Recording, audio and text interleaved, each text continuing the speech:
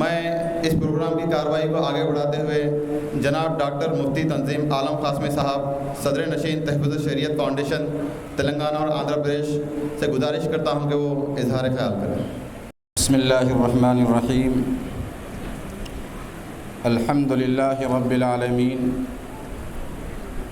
والصلاة والسلام علی سید المرسلین وعلى آلہ وصحبہ وذریاتہ وأہل بیتہ اجمعین، اما بعد، فقد قال اللہ تبارک وتعالی فی القرآن المجید: فاعوذ باللہ من الشیطان الرجیم، بسم اللہ الرحمن الرحیم: ومن اعرض عن ذکری فإن له معیشة ضنکا وَنَحْشُرُهُ يَوْمَ الْقِيَامَةِ أَعْمَى۔ وقال النبي صلى الله عليه وسلم: تركت فيكم أمرين لن تضلوا ما تمسكتم بهما، كتاب الله وسنة رسوله، أو كما قال عليه الصلاة والسلام۔ ملت اسلامیہ کے بے لوث قائد، شہنشاہ خطابت جناب مولانا حامد محمد خان صاحب، امیر حلقہ تلنگانہ جناب ایم بیگ زاہد صاحب، سیکریٹری اسلامی معاشرہ حلقہ تلنگانہ، جناب ایم ہادی پٹیل صاحب، ناظم ضلع وقار آباد،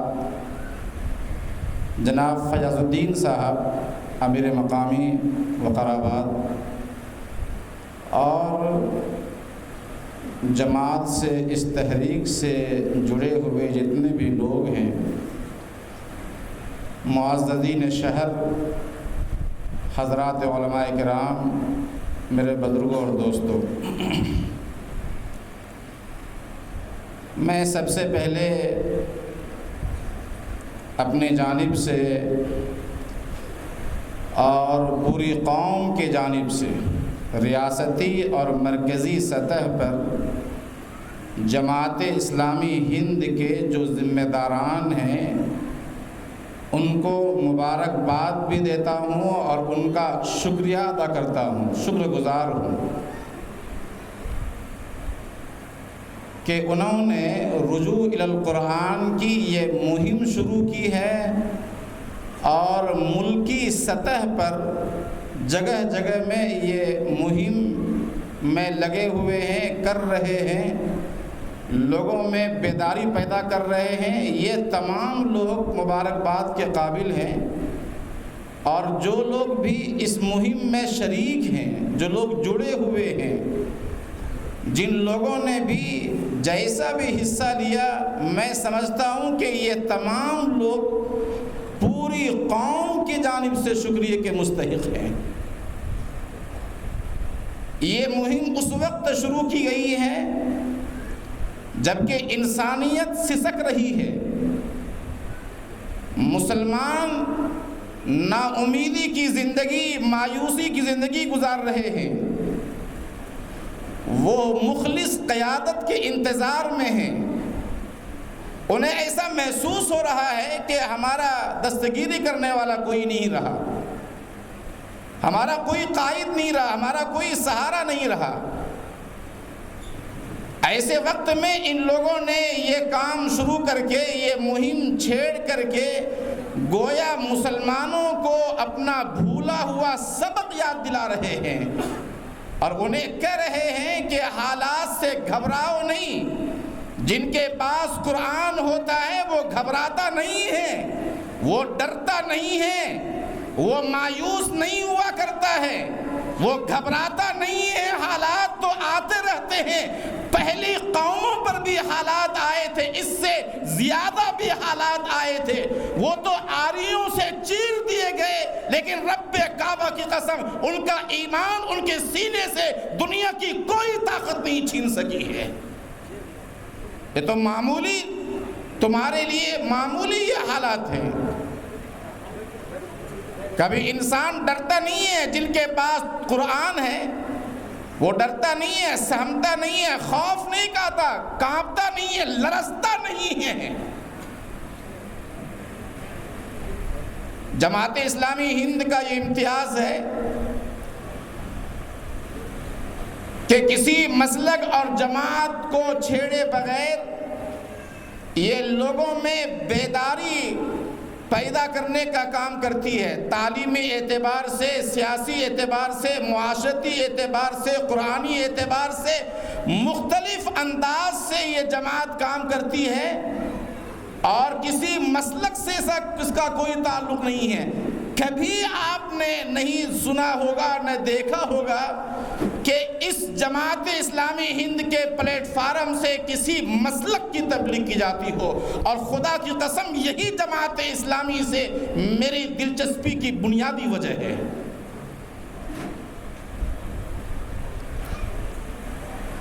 آپ کو قرآن کی طرف پلٹیں، آپ رجوع کریں قرآن کی طرف، ترجمہ آپ کو جس کا اچھا لگتا ہے آپ پڑھیں۔ قرآن کا جو ترجمہ آپ جن اکابر کا ترجمہ پڑھنا چاہیں، جن مترجمین کا پڑھنا چاہیں آپ پڑھیں، ان کا ترجمہ، ان کی کتابیں آپ پڑھیں۔ یہ لوگ، اس سے جڑے ہوئے لوگ مسجدوں تک لا کر کے، ابھار کر کے، اسلام پیدا کر کے انہیں مسجدوں تک لا کے چھوڑ دیتے ہیں، اور یہ کہتے ہیں کہ یہ دروازہ ہے مسجد کا، اندر جاؤ اور نماز پڑھو۔ نماز میں چاہے تم اپنا ہاتھ سینے پہ باندھو یا ناف کے نیچے باندھو، اس سے کوئی بحث نہیں ہے۔ آمین بلند آواز سے کہو یا آہستہ کہو، اس سے کوئی مطلب نہیں ہے۔ آج اس کی سخت ضرورت ہے۔ جنگ حنین میں صحابہ کرام بکھر گئے تھے، ایک وقت آیا تھا بکھر گئے تھے، منتشر ہو گئے تھے۔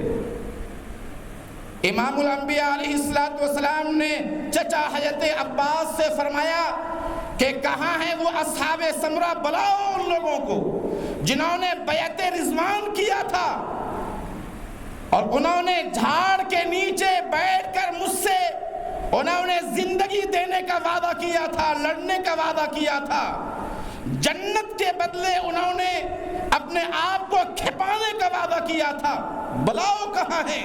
حضرت عباس بلند آواز والے تھے، جب انہوں نے آواز لگائی، ابو داؤد شریف کی روایت ہے کہ اطفت البقر علی اولادیہا، جس طرح گائیں پلٹتی ہیں بے چین ہو کر کے، بے قرار ہو کر کے، اپنی اولاد کی طرح محبت میں، جذبات میں آ کر کے، راوی کا کہنا ہے کہ اسی طرح یہ صحابہ کرام نے جیسے حضور کا پیغام سنا، یہ بکھرے ہوئے تمام صحابہ کرام جو چل رہے تھے ان کا پاؤں وہی رک گیا، پلٹے وہ لوگ اور سل تلوار لے کر کے ایک نئے عزم کے ساتھ، نئے حوصلے کے ساتھ جو لڑنا شروع کیا، وہ امرہم مدبرا، راوی کہتا ہے کہ پانسا پلٹ گیا، اور اللہ تعالیٰ نے شکست کو فتح میں تبدیل کر دیا۔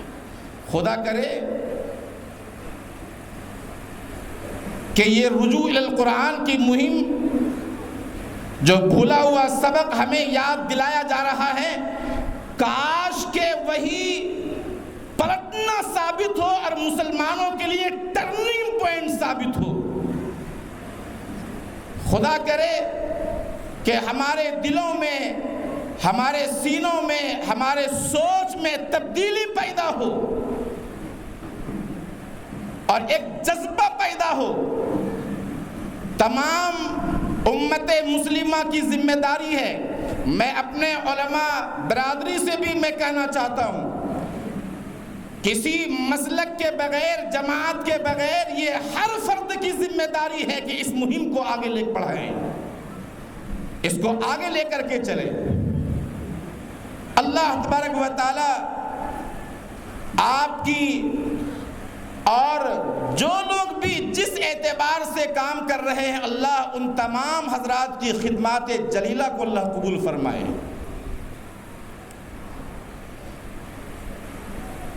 تقریباً تمام سیرت نگاروں کا اتفاق ہے اس بات پر کہ حضرت عمر رضی اللہ تعالی عنہ اسلام لانے سے پہلے غیظ و غضب میں تلوار لے کے نکلے. کہاں جا رہے تھے؟ معاذ اللہ جناب محمد الرسول اللہ صلی اللہ علیہ وسلم کا سر قلم کرنے کے لیے. لوگوں کے کہنے پر وہ اپنی بہن کے گھر پہنچے اور وہاں ان کی بہن کے کہنے پر انہوں نے چند اوراق جس میں سورہ طٰہٰ کی چند آیتیں لکھی ہوئی تھیں، انہوں نے وہ آیتیں پڑھی. ان کے دل میں ہلچل مچ گئی، اندرونی اعتبار سے چینجنگ پیدا ہو گئی، ان کا سوچ بدل گیا، ان کا غصہ ختم ہو گیا، نارمل ہو گئے فوراً. اور دل میں اللہ کا ایسا ڈر پیدا ہوا کہ فوراً اسلام کے در پر جھک گئے اور کہنے لگے کہ چلو محمد کے پاس ہم کلمہ پڑھنے کے لیے تیار ہیں. امام الانبیاء علیہ السلام کے پاس حاضر ہوئے دار ارقم میں، اور آپ نے بڑھ کر کے ان کا استقبال کیا اور کلمہ پڑھا. یہاں سے ان کے اسلام کا آغاز ہوتا ہے. اللہ تعالیٰ نے ان کو ایسا مقام دیا کہ چراغاہ سے دربار خلافت کا سفر انہوں نے طے کیا. اور حضور علیہ السلام نے ان کی منقبت میں فرمایا ما طلعت الشمس علی رجل خیر من عمر.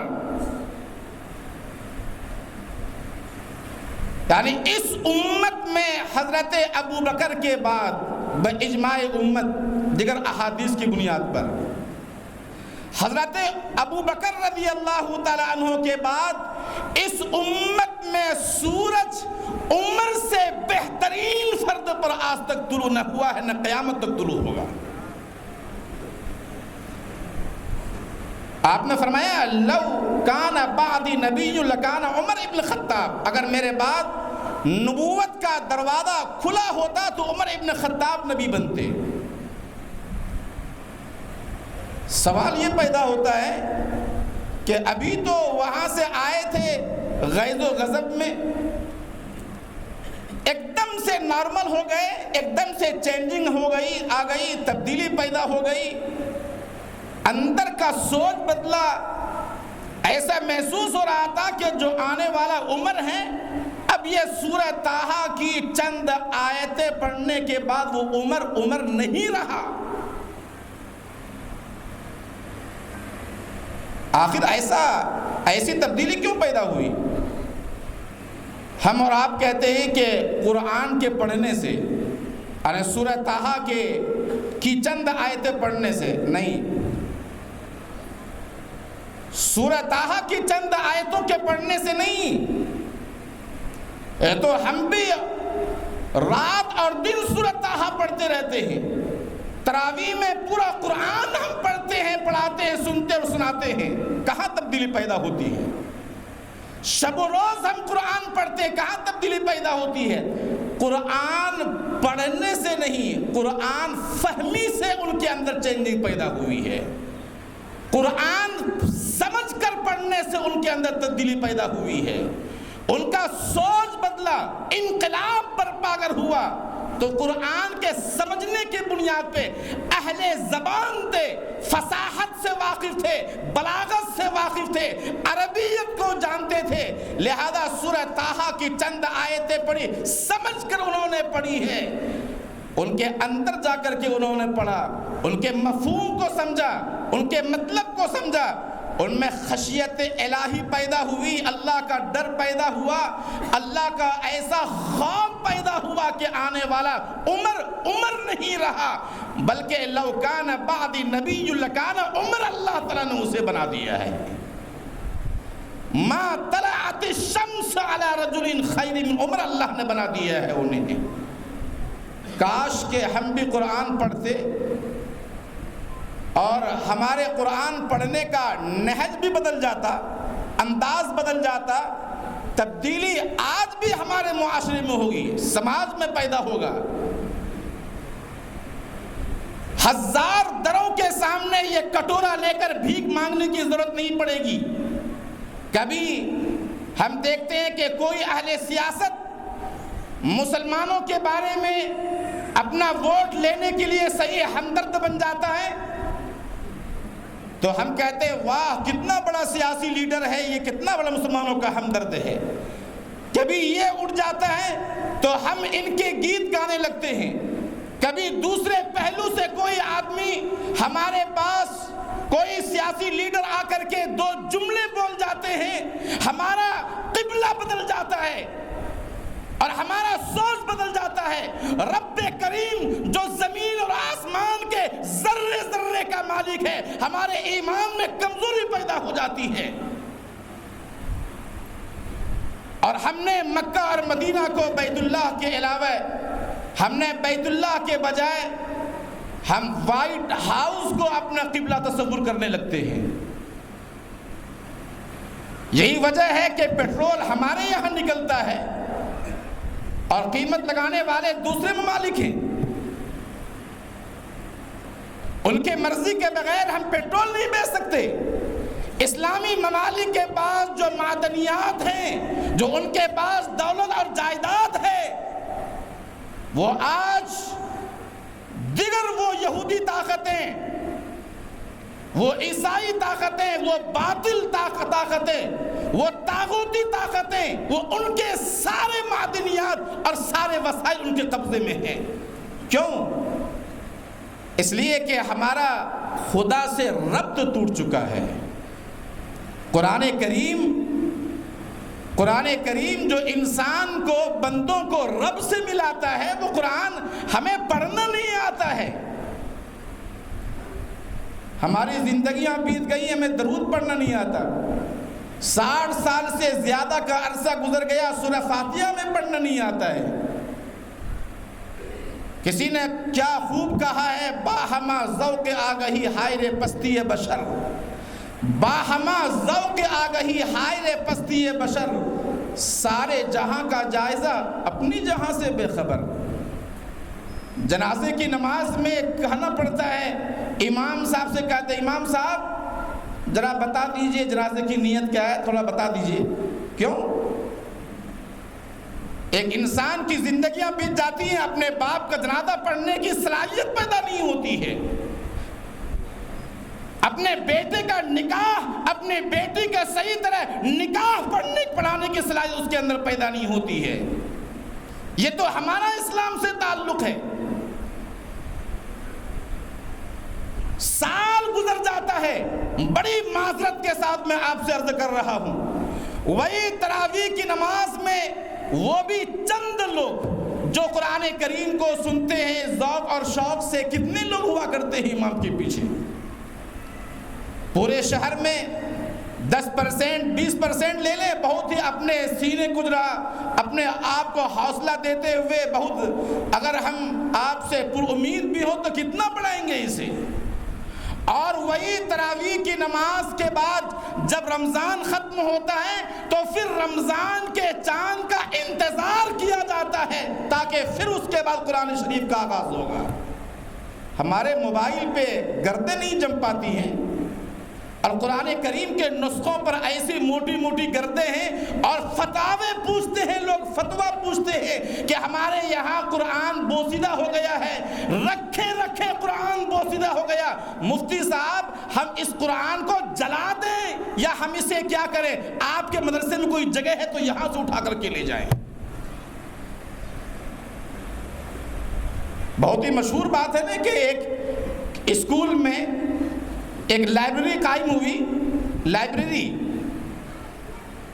تو وہاں کے ٹیچر نے کہا تمام طلبہ سے، اسٹوڈنٹ سے، کہ آپ کے گھروں میں جو کتابیں زائد ہیں، جو نہیں پڑھتے ہیں، ضرورت سے زائد ہیں، جو بیکار ہیں، وہ اپنے اپنے گھروں سے کتابیں لے کر کے آئیں تاکہ لائبریری نئی بنی ہے اس کا آغاز ہو سکے، افتتاح ہو سکے۔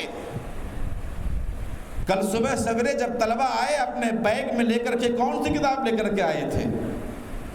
قرآن کریم کے نسخے سب لے کر کے آئے تھے۔ مسلمانوں کی بات کر رہا ہوں،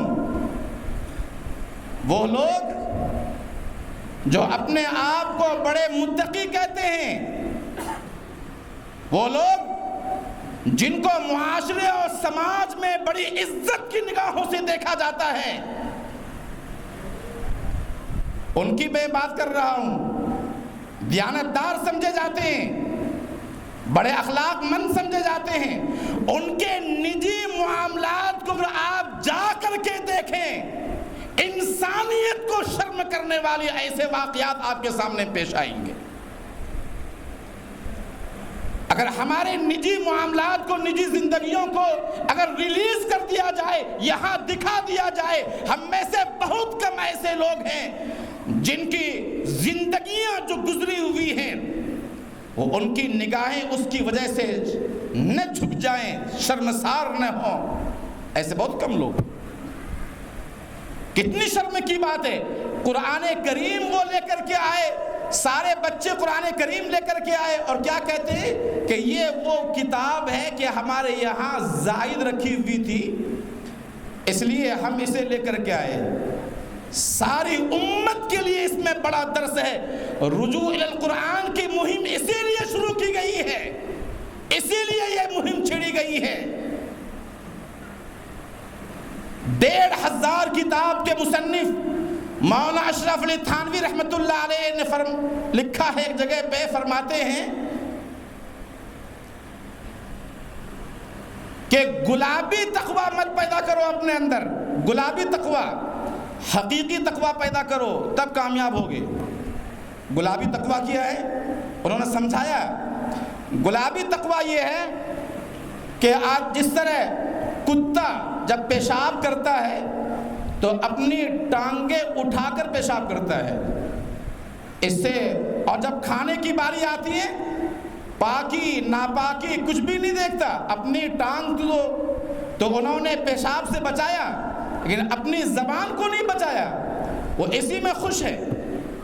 مولانا لکھتے ہیں کہ آج بھی ہمارے مسلمانوں کا یہی حال ہے، وہ چند ذکر و اذکار کر کے وہ خوش فہمی میں مبتلا ہے کہ میں متقی ہو گیا ہوں، چاہے ان کے گھر میں ننگا ناچ ہو رہا ہو، چاہے ان کے گھر میں، ان کے یہاں ہونے والی شادی میں ایک ولیمہ کی سنت ادا کرنے میں 10-10 لاکھ روپے خرچ کیے جاتے ہوں،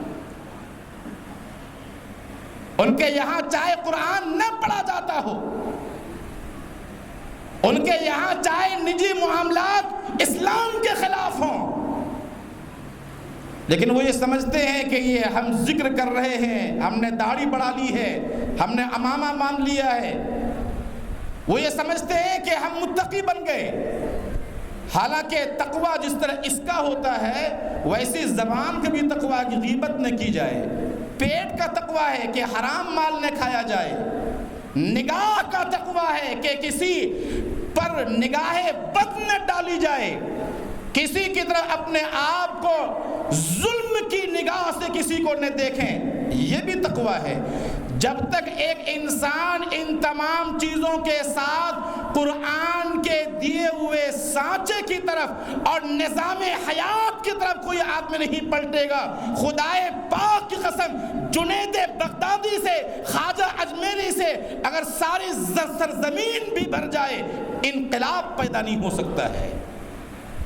ہم لاکھ گالیاں دیں حکمرانوں کو، ہم لاکھ کہیں، قرآن کریم کہتا ہے وَمَنْ أَعْرَضَ عَنْ ذِكْرِي فَإِنَّ لَهُ مَعِيشَةً ضَنْكًا،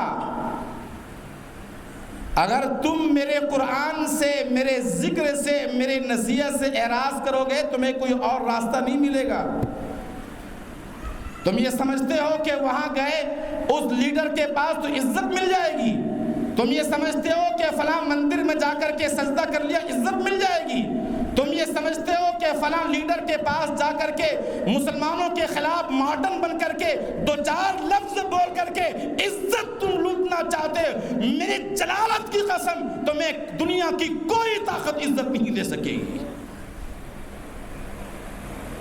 عزت ہے مسجدوں میں، عزت ہے، عزت ہے نمازوں میں، عزت ہے، عزت ہے قرآن کی تلاوت میں، عزت ہے، عزت ہے قرآن کے پڑھنے اور پڑھانے میں، عزت ہے، عزت ہے اسلام کے نظام حیات میں، عزت ہے، عزت ہے اسلام کے سسٹم میں، عزت ہے۔ اگر تم یہ چاہتے ہو اطمینان کی زندگی ہم گزاریں تو تمہارے لیے تمہاری ذمہ داری ہے، پہلا فریضہ ہے کہ لوٹو قرآن کی طرف، پلٹو قرآن کی طرف۔ اگر تم نہیں کرتے ہو ایسا فَإِنَّ لَهُ مَعِيشَةً ضَنْكَا، ہم اسے ایسی زندگی دیں گے جو زندگی بے قرار زندگی ہوگی، بے سکون کی زندگی ہوگی، اطمینان کی کیفیت نہیں ہوگی۔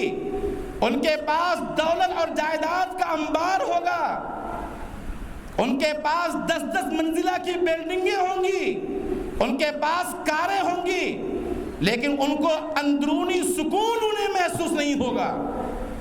جب کہیں جائیں گے تو ڈرائیور سے کہیں گے ذرا پہلے سب سے پہلے دوائیوں کی بیگ تو رکھ لو کم سے کم۔ گھر میں بھی جب نکلتے ہیں تو کیا کہتے ہیں بچے سب، ابو آپ نے دوائی لے لی؟ یہ کیا ہے؟ دوائیوں کے ڈبے لے کر چلتے ہیں۔ کیوں؟ اس لیے کہ قرآن کریم سے ہمارا تعلق ختم ہو چکا ہے۔ وَمَنْ أَعْرَضَ عَنْ ذِكْرِي فَإِنَّ لَهُ مَعِيشَةً ضَنْكَا۔ قرآن کریم سے تعلق ختم ہونے کا مطلب صرف تلاوت نہیں ہے، قرآن کو سمجھنا ہے، قرآن پر عمل کرنا ہے، اور قرآن کے ان تعلیمات کو جہاں تک آپ کی آواز پہنچ سکے وہاں تک پہنچانا، یہ قرآن پر تعلق کی بات ہے۔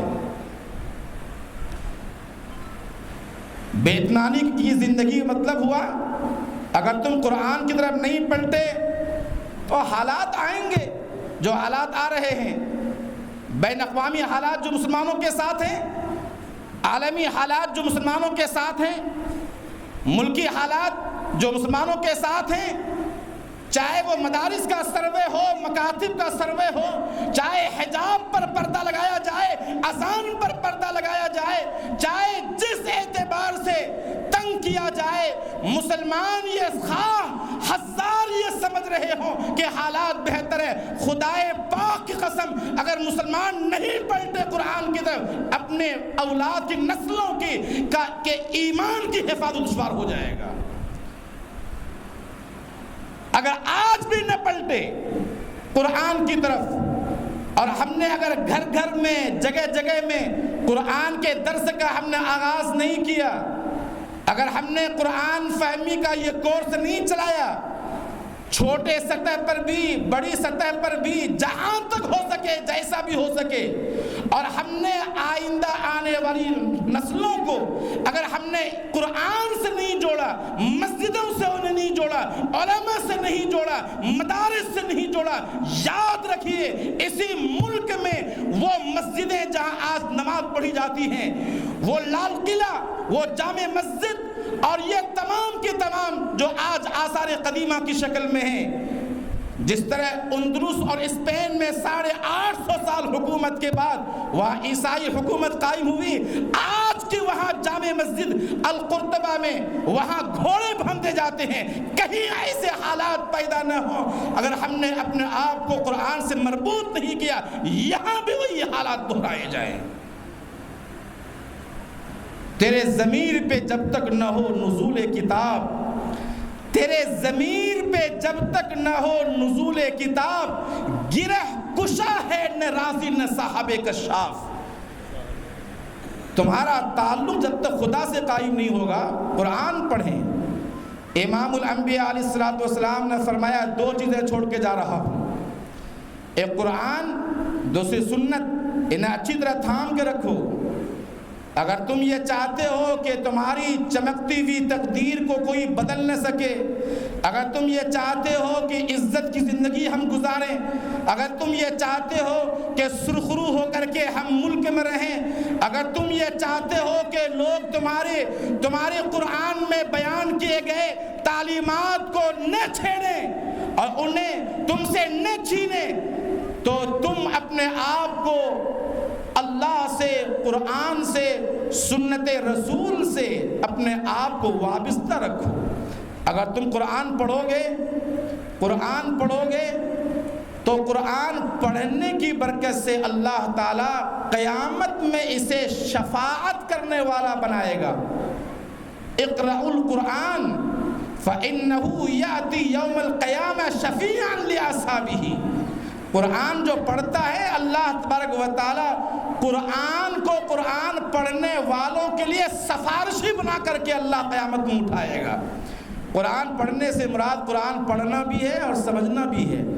ہمیں چاہے جو بھی ترجمہ پسند ہو، چاہے جس عالم دین کا بھی ترجمہ پسند ہو، قرآن مسئلہ یہ ہے کہ آج قرآن پڑھنے کا ٹائم کیا ہمارے پاس چراؤں پہ نوجوانوں کو ہمارے نوجوانوں کو چراؤں پہ بیٹھ کے ٹائم گزارنے کا ان کے پاس ہے۔ ان کے پاس ٹائم گزارنے کے لیے بہت وقت ہے۔ ان کے بعد ہوٹلوں میں بیٹھ کر کے گھنٹوں گزارتے ہیں، یہاں تک کہ ہوٹل والے کہتے ہیں کہ ذرا بھائی خالی کر دو، دوسرے گراہک آنے والے ہیں۔ کیا کر رہے ہیں؟ اگر ہمارے موبائل میں اگر ڈیٹا ختم ہو جائے، اگر بیلنس ختم ہو جائے، نیٹ ختم ہو جائے، پریشان ہو جاتے ہیں۔ قرآن نے پڑھے سال بھر تو ہم پریشان نہیں ہوتے۔ قرآن پڑھے، قرآن کی طرف رجوع کریں، قرآن کی تلاوت چاند کے حساب سے روزانہ 1 پارہ پڑھنے کا ہم اہتمام کریں، چاند کے حساب سے۔ یعنی آج 1 تاریخ ہے مان لیا جائے تو آج 1 پارہ، پہلا پارہ، کل 2 تاریخ ہے دوسرا پارہ۔ اس طرح اگر ہم پڑھتے رہیں، وہ لوگ جو قرآن کے حافظ نہیں ہیں ان کے لیے، جو حافظ ہیں ان کے لیے 3 پارے ہیں کم سے کم قرآن کو یاد رکھنے کے لیے۔ تو اس طرح ہمیں عربی کی تاریخ بھی یاد ہوگی، اور قرآن کا جو بھی ترجمہ ہم چاہے ہمارے پاس ہوں، ہم انہیں سمجھیں، انہیں پڑھیں۔ یہ ترجمے اسی لیے کیے گئے ہیں تاکہ ہم قرآن کو سمجھیں، اور یہ تأثر دینا کہ جو قرآن کا ترجمہ پڑھے گا وہ گمراہ ہو جائے گا، یا قرآن جو پڑھے گا قرآن کا درس دے گا، قرآن ہمارے سمجھنے کے لائق کتاب نہیں ہے، وہ ہمارے سمجھ سے اوپر کی چیز ہے، یہ تصور غلط ہے۔ بلکہ اس تصور کو بدلنے کی ضرورت ہے، یہ سازش کا ایک حصہ ہے۔ اللہ تبارک و تعالی ہمیں عمل کی توفیق عطا فرمائے۔ وما علینا الا البلاغ۔